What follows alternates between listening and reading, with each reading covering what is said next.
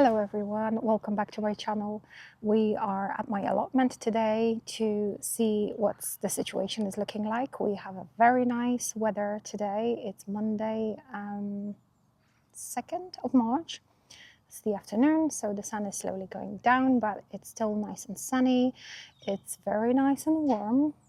Again, even though the past week really was a game of chess with the weather. It was nice one day, and then the next day it was raining and it was cold. It was very windy as well.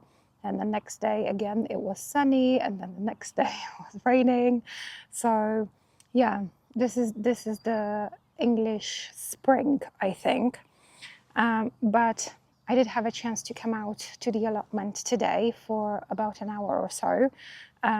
So I thought I will bring my onions, and I will also check the garlic. The garlic is in this bed here. It doesn't look the best, I would say, but considering what it has been through, it's still alive. So I'm going to make that a focus point. It's still alive. So we'll see. Let's see. We are giving it a chance, and let's hope for the best. If it survives, that will be brilliant. If it doesn't, then I did what I could. I'm going to show you the other beds that I have fixed the compost in the last video, after the fail of the previous batch of compost. So let's have a quick look around. So these are the remaining 5 beds. The garlic is just here. And the beds are looking okay at the first glance, except maybe for this surprise here. It looks like someone either has brought their pet into the allotment, or maybe it's not of the allotment holder's pet, because it might be a fox or it might be a cat from the neighboring houses, which is uncontrollable obviously, but that's not cool. I'm going to obviously remove that, but anyway, the beds are looking all right. So the plan is to plant the onions that I have so many into those beds, except for this one. This bed over here is the one that I have put the multi-purpose compost with John Innes in it, and there is a top layer of well-rotted horse manure on top of it. And I thought that I could sow carrots and parsnips in it, because it does have a nice structure, especially with the John Innes in it. So the soil is quite nice and crumbly and loose, so that would be a perfect environment for carrots and parsnips to grow in. So I'm going to do that. I think it's okay right now to start sowing carrots. There's probably people who have done it already in February, or because I find it a little bit funny when I watch some of the gardening content when people are rushing so much with sowing seeds, like it's a competition, to just start early, when it doesn't really make much sense. Because then you have to worry about the seedlings going leggy, or the seeds not germinating because it's way too cold. I don't really see much point in that. But I think I'm going to do that in this bed. I'm going to sow the carrots. I don't know if I'm going to do it today. I brought the seeds, but the main focus for today is to put the onions in the ground. I'll show you in a second how many onions I have. It's just a lot. And if I feel like it at the end of it, I might just sow the carrots in, or I may do it on another occasion. Also, I just want to show you how wet and boggy the ground still is, even my path. The one, well, I only have one, but my path that is laid with the membrane, quite thick membrane, and layered with wood chip. It's basically so boggy and soft and waterlogged that it's just ridiculous. I obviously still have a little lake alongside my plot from the path side. It's been raining, like, it just doesn't stop. Today is not, but it just rains and rains and rains. It's ridiculous. So just to show you what I'm talking about with the path, like, look at this.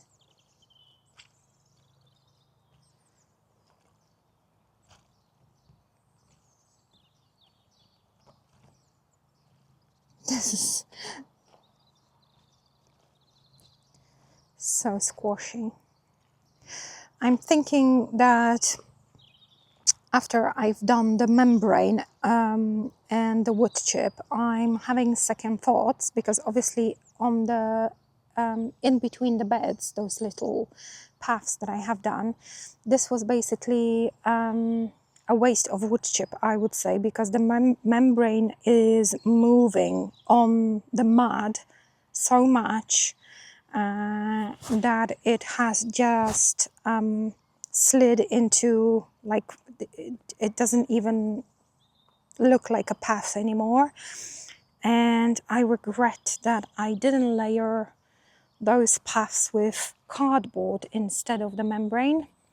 And I think that if I have done that and put the wood chip on top of the cardboard, it would probably hold the structure a little bit better, because I think that the cardboard, even with the volume of rain and it getting wet, it would just not crumble like this, like the membrane has. Yeah, this is a bit frustrating, but I guess until I have completely created the structure, the base around the beds and the beds as well, it's nice still that I can move around at least and do something. There's also so many weeds popping up all over.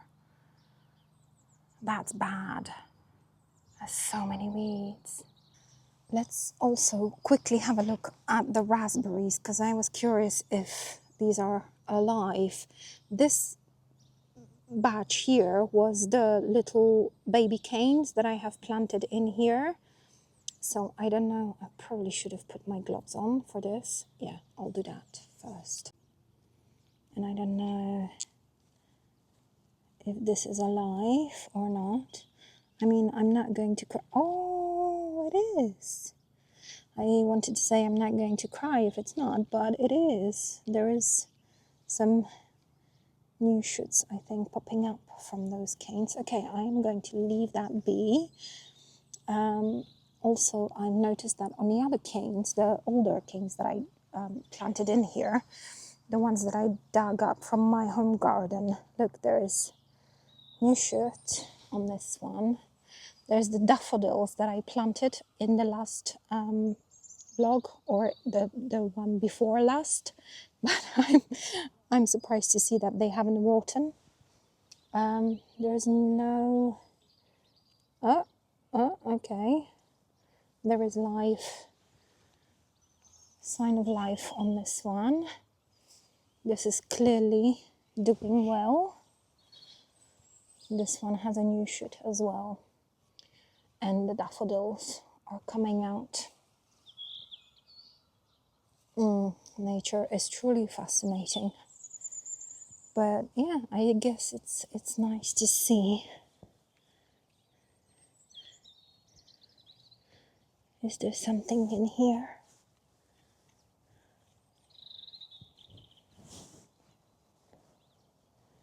I'm quite sure that if it's not right now, then it will probably happen anytime soon. So I think we can safely assume that the raspberries are alive and that they are doing fine so far. So again, the theory about raspberries needing a free drainage soil to grow, where you can see the conditions that they have been planted in here, which is very heavy clay soil, is not the best, and it's quite difficult, I would say. And they do all right. So yeah, don't worry if you want to have raspberries in your garden or at your allotment. I think these are the crops that will do just fine, just like brambles.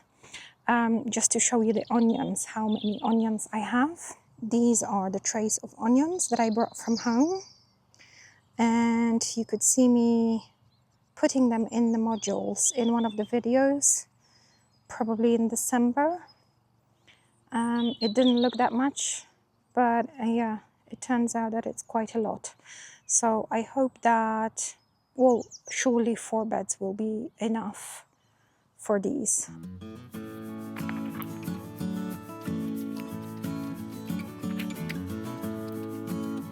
I have to remove the shit from that bed.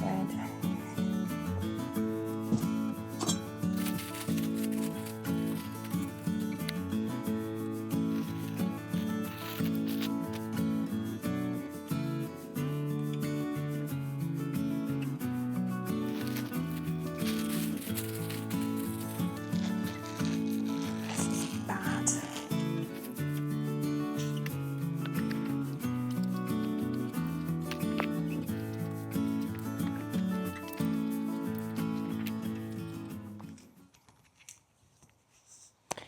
I think I'm going to start with the red onions in this bed.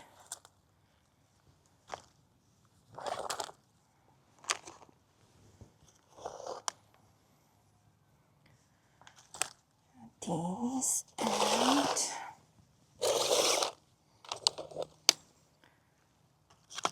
these. So there's only one missing, which has rotten, but I can see that I have, this one is rotting as well. So maybe I can squeeze some of these into here. And you can see that the roots are looking very good, but they really need to go now. And there is a slug sitting in the middle of this module.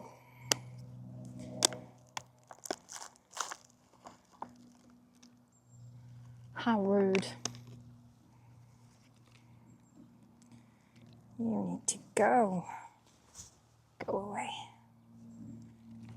Okay, but other than that, these roots are very healthy. So let me just plan this out so I don't do the same mistake as I did with garlic when I planted the seedlings too close to each other.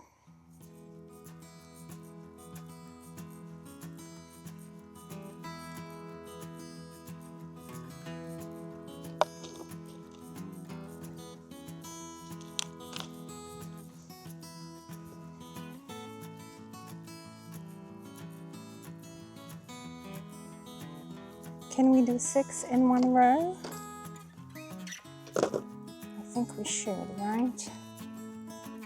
So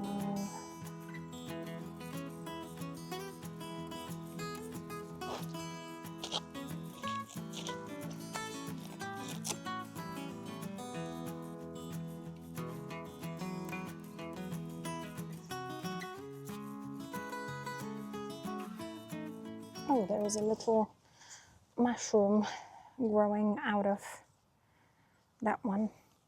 And if you have seen one of my previous videos as well, when I discovered weird some things in the plugs with those onions, and I wasn't sure whether It's, oh,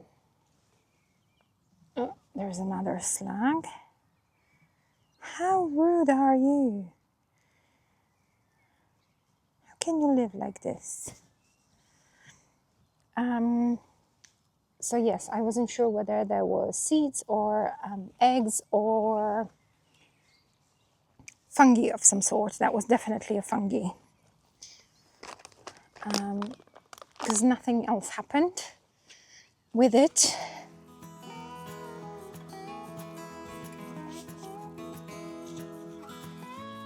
So there was no reason to worry.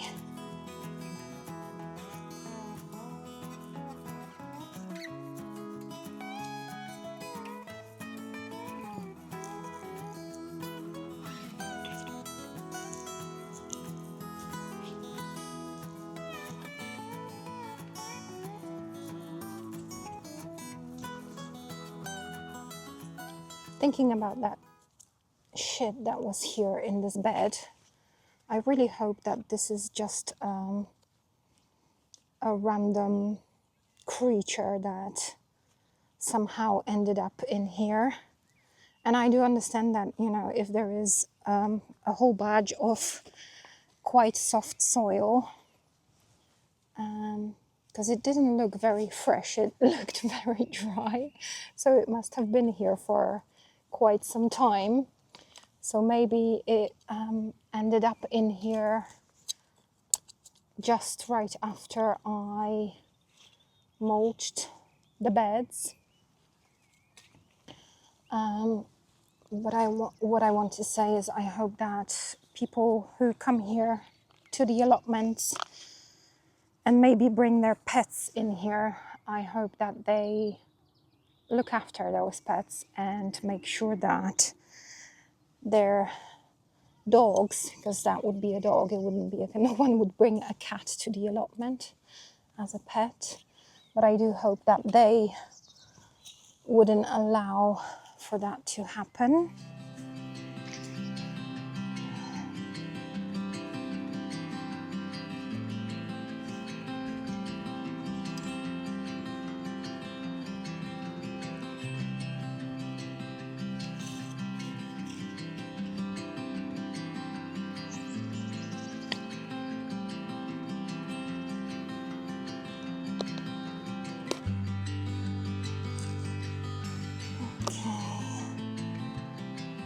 Another row. No slugs.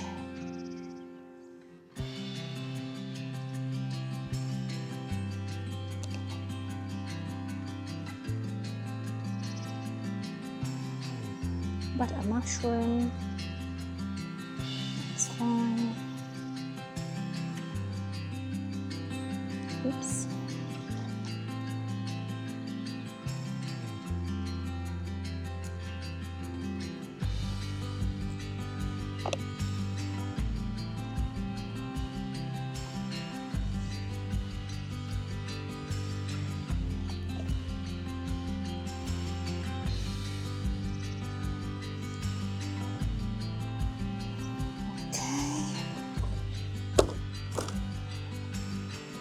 Do we think I can fit 4 rows, just like I did with, how many do I have with the garlic? 4 as well, yes. Yes, so that should be fine, right? Yeah.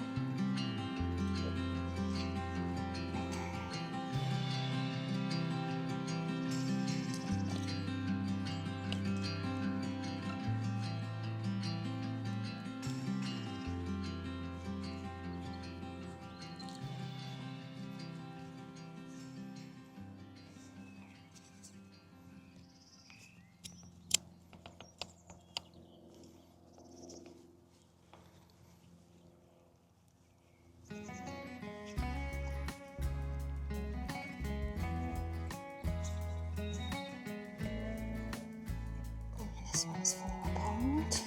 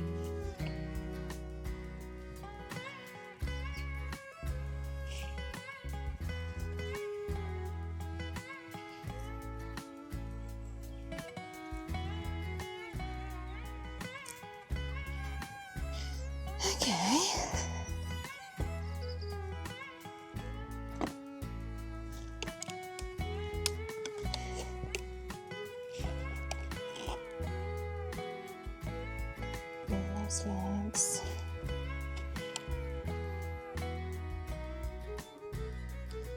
Nice legs, this one. Ooh.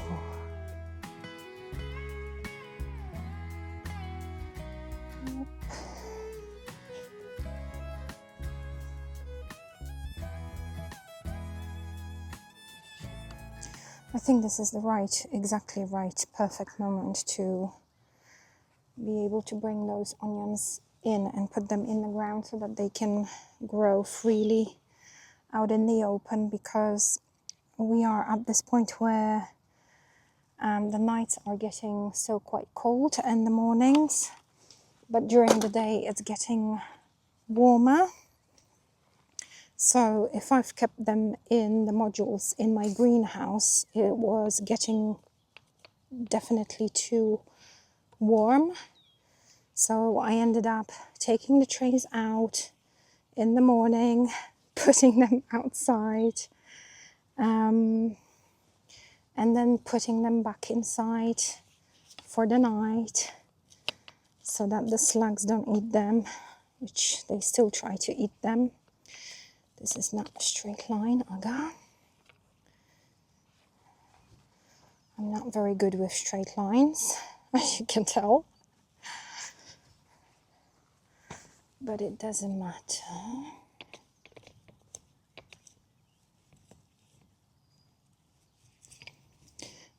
It's nice to see that most of the roots is looking very good and healthy still.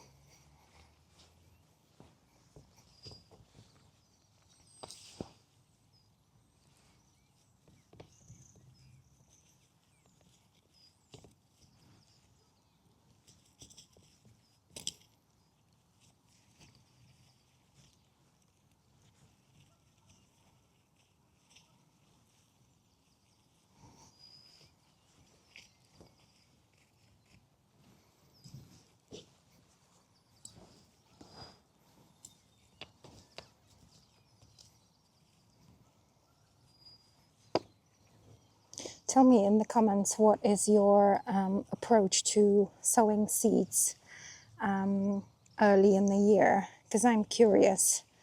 Because I'm not sure if people who, I think it's very trendy on Instagram mainly to see people rushing with sowing stuff. And I think it's just for content creating. That's how I think, because it doesn't make any sense unless you're like a, what's the word? Like Charles Dowding, who grows food for, he's supplying food, he's a food supplier. So he grows a lot of the things, but like in big volume, and he grows stuff all the year round, which makes more sense. But I actually learn a lot about gardening from his content, and he is the one who, oh, side note, how many slugs can you see in this module tray? Anyways, it's from his content that I started practicing not rushing with sowing seeds. So for example, tomatoes, I haven't started my tomato seeds yet, because according to Charles, the best time to do it is mid-March. And since I first started growing anything, including tomatoes, the first ones I did, well, this year is going to be my 4th season. So 4 years ago, I did that mid-March, so more or less second weekend of March. And I never have any issues with seedlings or with germination. I don't have to keep my seeds on heated seed trays or anything like it. I don't do grow lights. I just put them on the windowsill. They germinate within the predicted time frame, and they just grow well. Then I move them in and out of the house and into the greenhouse when it gets warmer, and it's just doing fine. So I don't know when people sow tomatoes in February, in our climate at least here in the UK, like how much hassle do you have to go through to keep them alive? And when they become leggy, then that's another issue. Like what is the point? Just to say that you've done it first. I don't get it.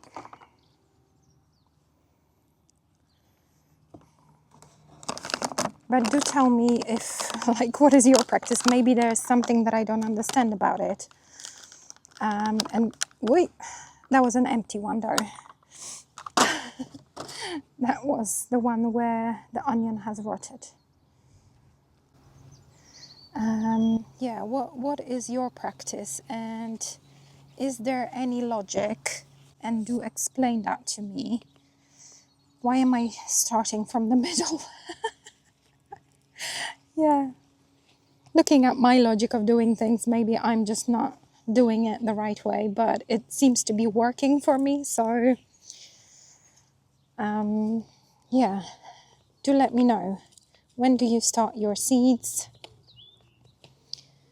And what is your climate? And how does it work for you? I'm curious to know.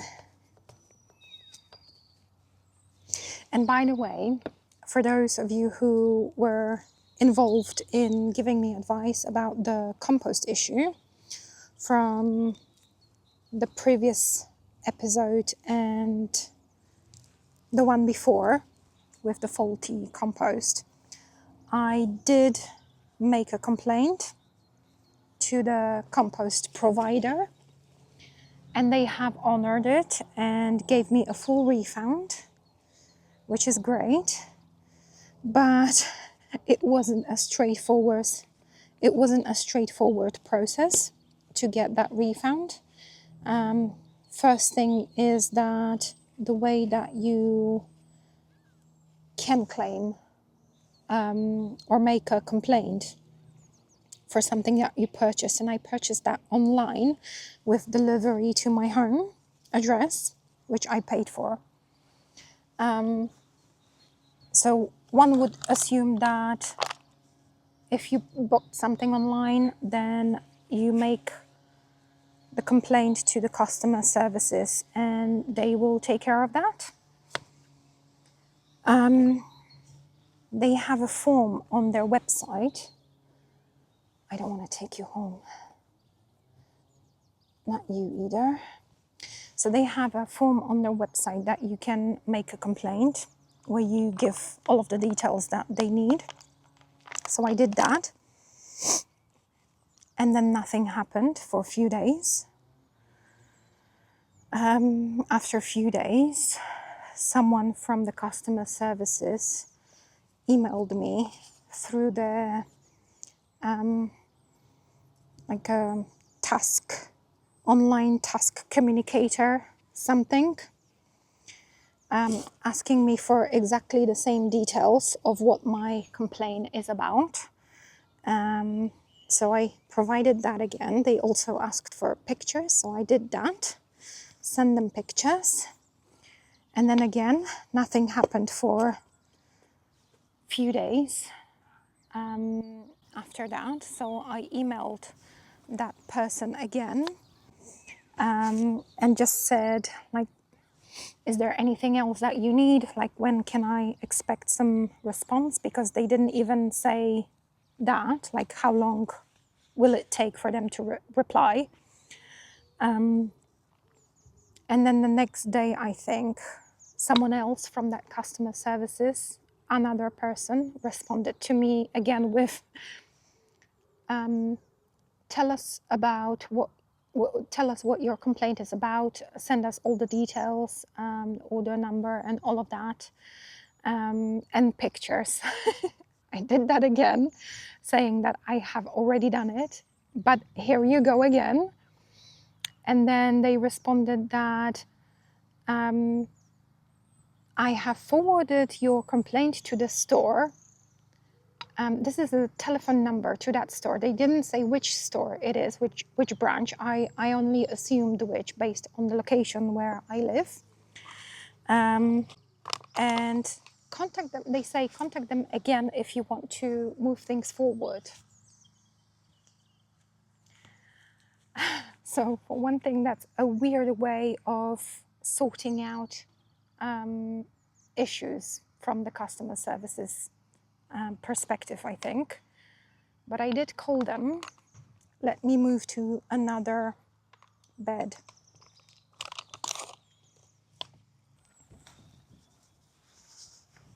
Okay, we are at the next bed, continuing with the onions. Anyway, yes, going back to the compost situation, I did call the store, explain why I'm calling them and what is the actual process, because I don't know, it seemed a bit odd. They checked in the system and they said that they do not have any information about my complaint. So I don't know what the customer service person did really, because it seems like they didn't do what they said that they have. Anyway, but they did have my order number and all of the details, so I assume that that store was the one that my initial order was forwarded to for like to deal with. Ugh. These ones are a bit more wet and the roots are not as established as the red onions. As you can see, there is some roots, but not so much, so I have to be a little bit more gentle with it.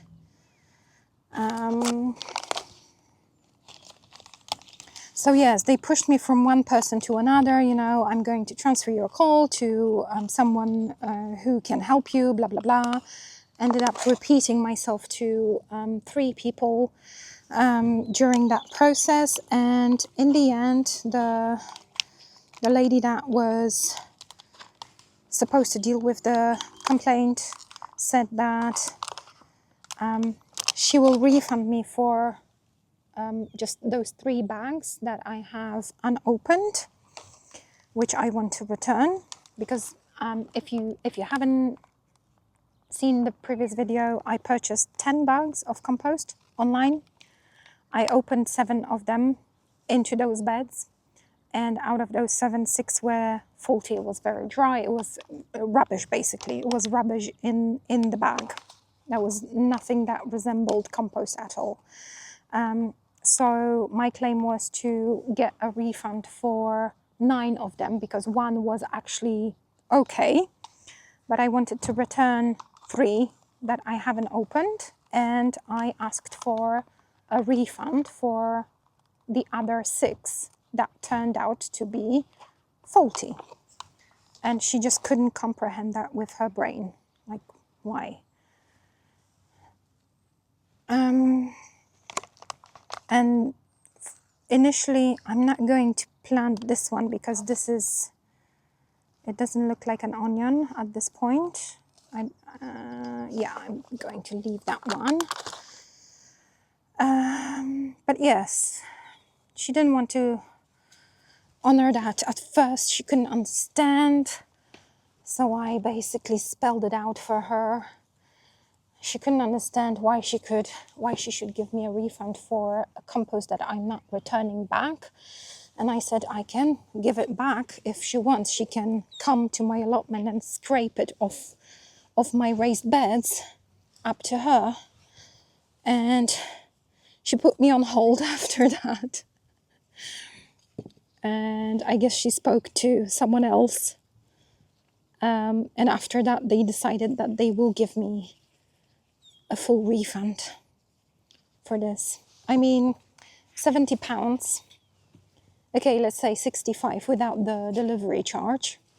It's not nothing. It's not a little amount of money for me to just throw away. For them, that's nothing, I suppose.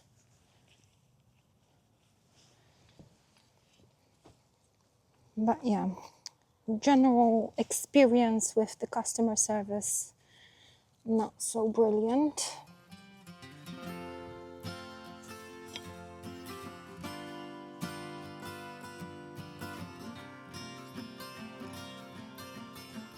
But I'm glad that eventually they have done the right thing.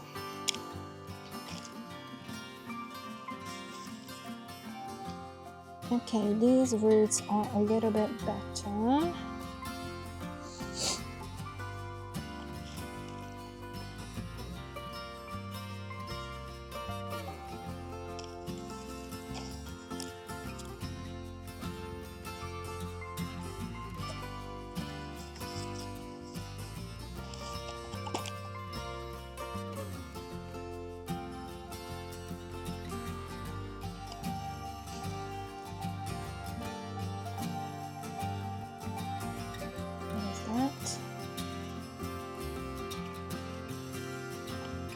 There's a twig. Okay,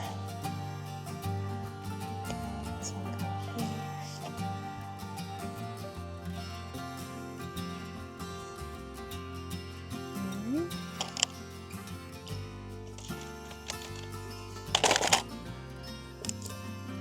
And then I have these smaller ones, and then I have 3 trays of more of the smaller ones, but I have to mix them in this bed now.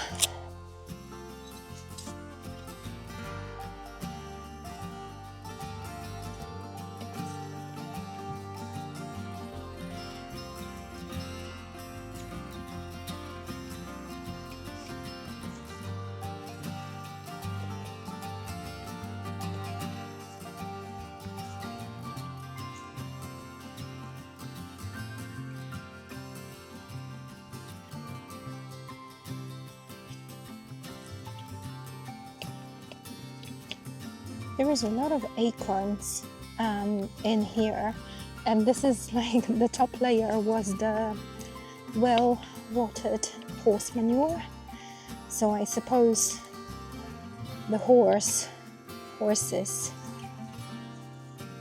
had a liking to acorns.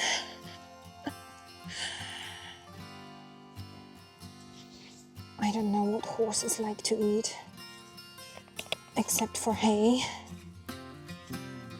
Maybe they do like to snack on acorns.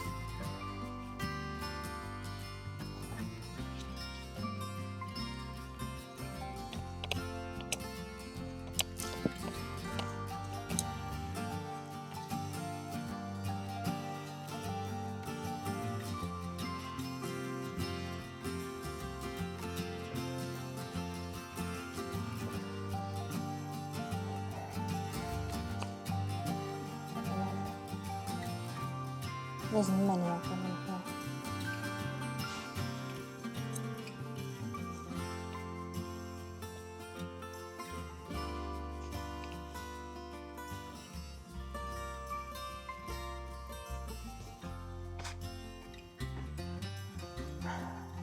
It's actually quite nice in here right now.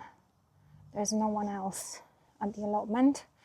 Just as I arrived, there was a couple of my plot neighbors from the other side who were leaving.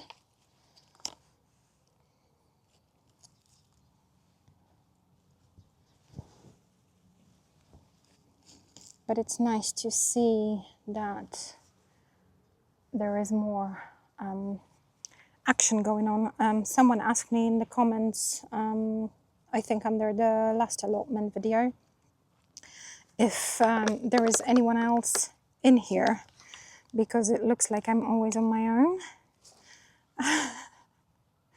I promise there is many people, but because the weather was not very inviting to doing any outdoors heavy work. And if you look at the surroundings in here, this is very plain allotment site.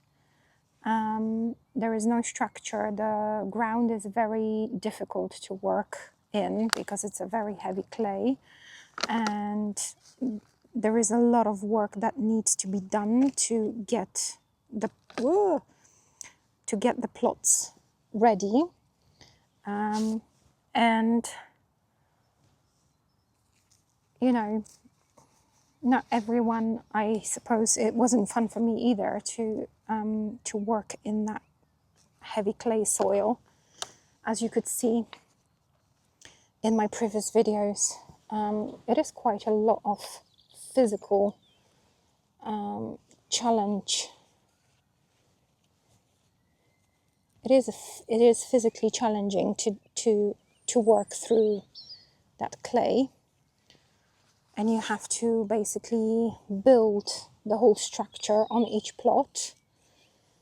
So I'm not surprised that people wanted to wait until it gets at least to this point like that, so it's not freezing cold, and it's not raining, to start working on their plots.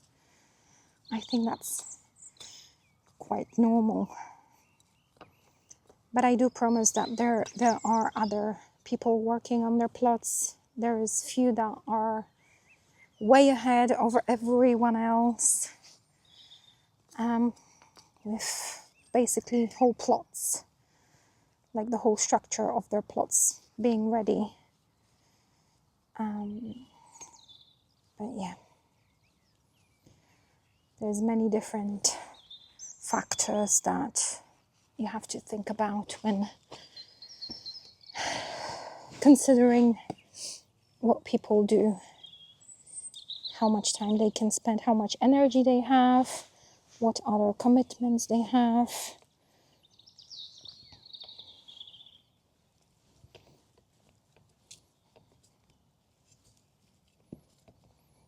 I need to get my hands on a big load of Woodchip, basically, to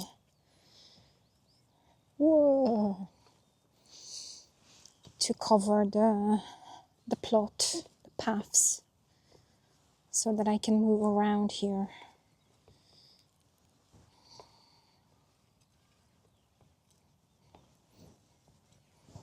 But like I said at the beginning of this video, I think I will change the membrane into laying out cardboard as the base,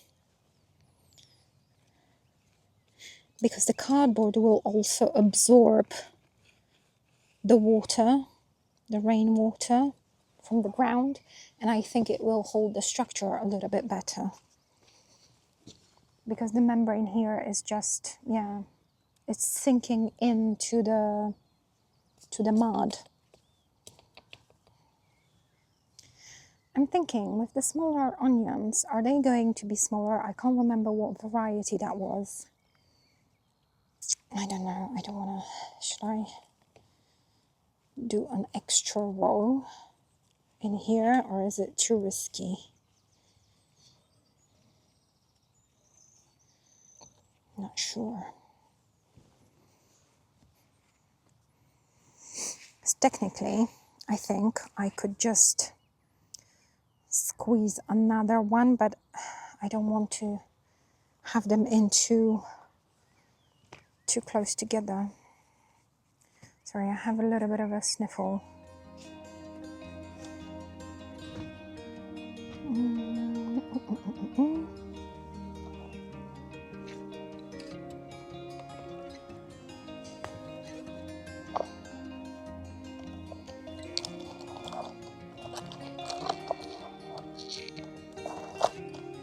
This tray is just falling apart.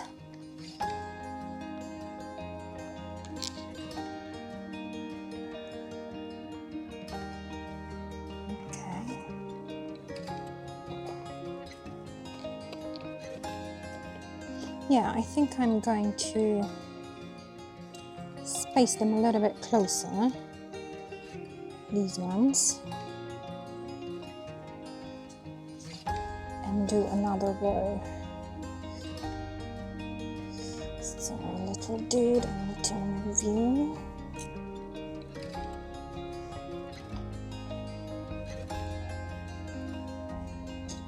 Yeah, I think so. I think that would be all right.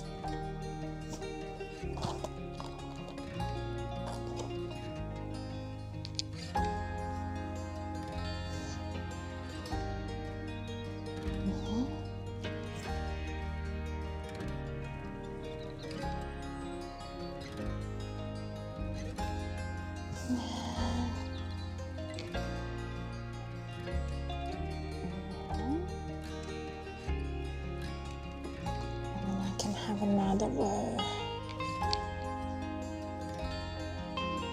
Ooh.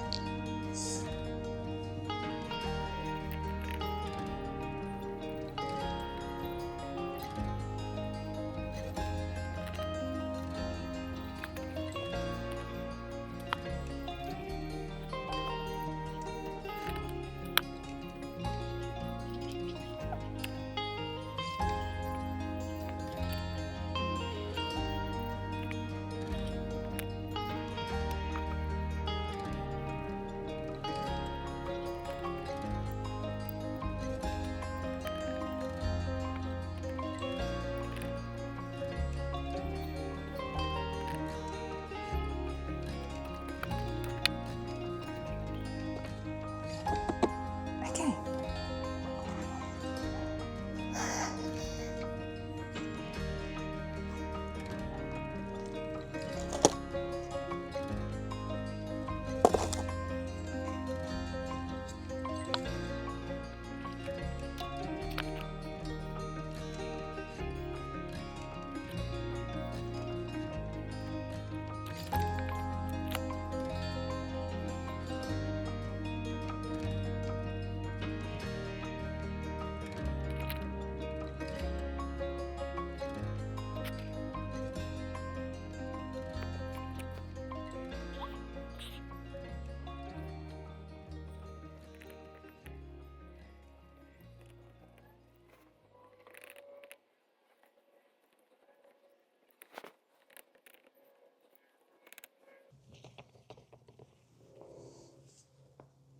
Oh, I'm drowning.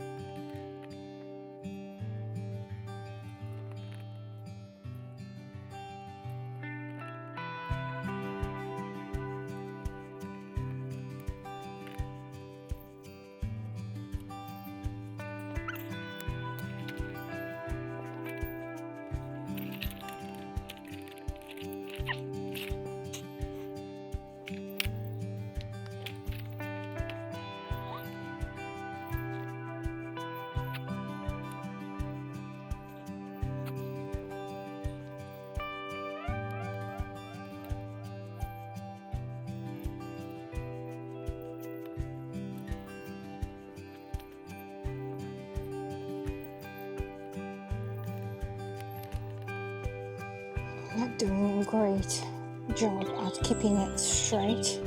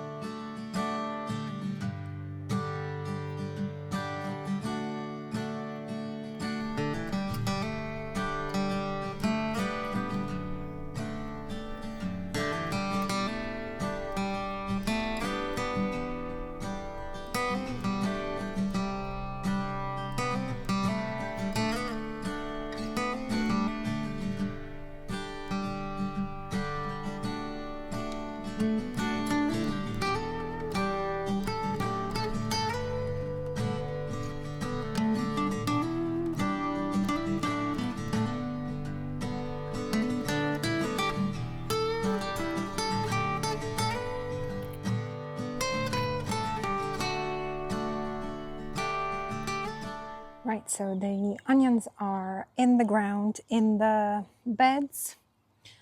I ended up using all 4 beds to fit all of the onions that I had. And I have 3 random ones left, but I'm going to take them home and maybe put them on and keep them in the pots and see what happens with that. I don't want to overcrowd those because I have 5 rows in those 2 last beds, 5 rows of each. So I think that's plenty in one bed. And yeah, I think I'm going to leave the carrot sowing and parsnip sowing for the next time that I'm in, because I think that I should probably cover the bed after I sow the seeds, just so that they do not get dug up by random creatures. And I don't have anything to cover the beds at the moment, so I'll do it next time. But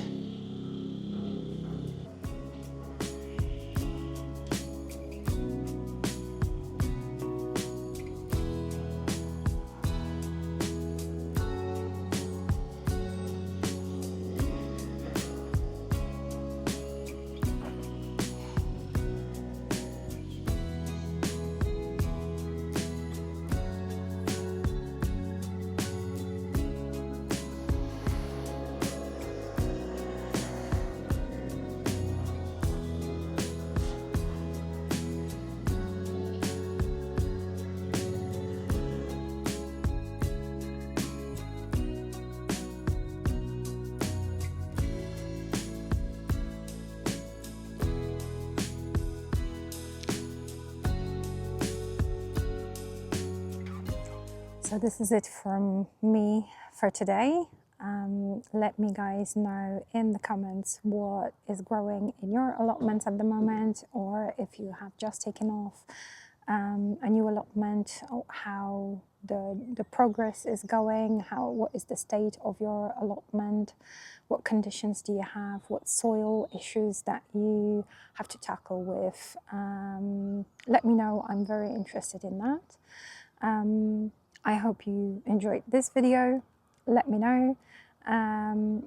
Leave me thumbs up if you do. If you haven't subscribed yet, please do subscribe. I will very much appreciate that if you do. And I will see you in the next video. Bye.